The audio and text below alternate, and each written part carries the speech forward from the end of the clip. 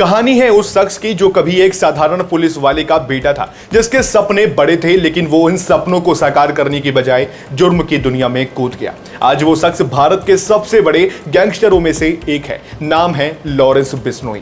और हाल ही में मुंबई की राजनीति को झकझोर देने वाली घटना हुई। एनसीपी नेता बाबा सिद्दीकी की दिन दहाड़े हत्या।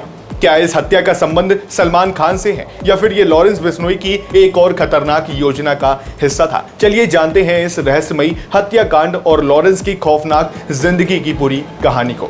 12 फरवरी 1993 पंजाब के फिरोजपुर जिले का एक छोटा सा गांव, यही हुआ था लॉरेंस बिश्नोई का जन्म। पिता हरियाणा पुलिस में थे जो बाद में खेती करने लगे। बचपन में लॉरेंस का सपना था कि वो एक बड़ा अधिकारी बने। मां चाहती थी कि बेटा पढ़ लिख कर एक अच्छा इंसान बने। लॉरेंस ने पंजाब यूनिवर्सिटी से LLB की पढ़ाई भी की, लेकिन सब बदल गया जब कॉलेज के छात्र संघ चुनाव में उसकी हार हुई। उस हार ने लॉरेंस के मन में एक ऐसी आग जलाई जिसने उसे सीधे अपराध की दुनिया में ढकेल दिया। उस समय उसकी मुलाकात हुई गोल्डी बराड़ से, जिसने उसे अपराध के रास्ते पर पूरी तरह से खींच लिया। 2011 में उसने पहली बार गोली चलाई और यहीं से उसकी आपराधिक जिंदगी की शुरुआत हो गई। धीरे धीरे लॉरेंस ने अपना खुद का गिरोह खड़ा किया। संपत नेहरा उसका सबसे करीबी साथी, जो एक पुलिस इंस्पेक्टर का बेटा था और एक बेहतरीन एथलीट भी।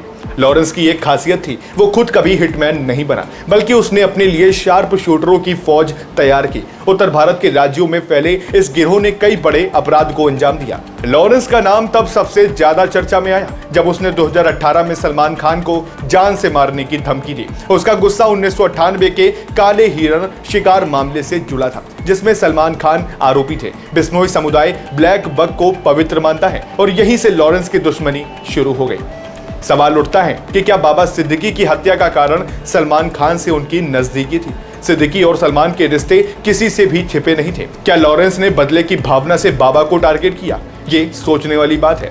लॉरेंस बिश्नोई का अपराध साम्राज्य सिर्फ भारत तक सीमित नहीं है। उसके गिरोह के सदस्य विदेशों से बैठकर भारत में अपराधों को अंजाम देते हैं। उसके साथी गोल्डी बराड़ और रोहित गोदारा जैसे लोग विदेश में रहकर भारत में रंगदारी, हत्या और फिरौती के कांड को अंजाम देते हैं। लॉरेंस का गिरोह अवैध हथियारों की तस्करी से लेकर संगठित अपराधों में भी शामिल है। इतना ही नहीं, लॉरेंस बिश्नोई पर खालिस्तानी समर्थकों और ISI से संबंध होने के आरोप भी लगे। ANI ने उसके खिलाफ UAPA के तहत मामला दर्ज किए हैं। उसका गैंग भारत की कानून व्यवस्था के लिए एक बड़ी चुनौती बन चुका है। जेल में रहते हुए भी लॉरेंस अपने गिरोह को कंट्रोल कर रहा है। लॉरेंस का एक और खतरनाक पहलू उसकी सोशल मीडिया पर सक्रियता है। जेल में रहते हुए भी वो अपने फेसबुक और यूट्यूब अकाउंट से लगातार जुड़ा रहता है। तस्वीरें और वीडियो डालकर वो अपने गैंग की छवि और भी खतरनाक बनाता है। नए लोगों को भर्ती करने और डर फैलाने का ये उसका सबसे बड़ा तरीका बन चुका है। लॉरेंस बिश्नोई का नाम आज जुर्म की दुनिया में एक बड़ा ब्रांड बन चुका है,